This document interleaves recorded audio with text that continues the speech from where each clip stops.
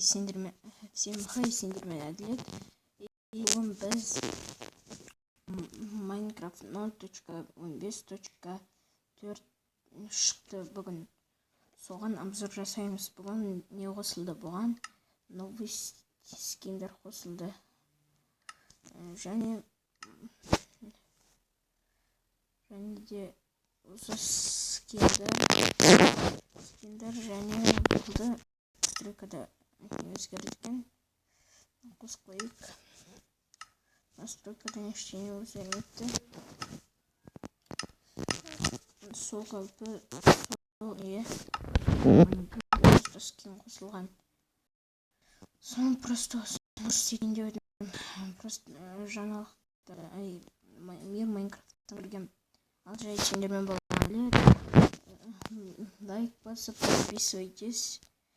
И всем пока.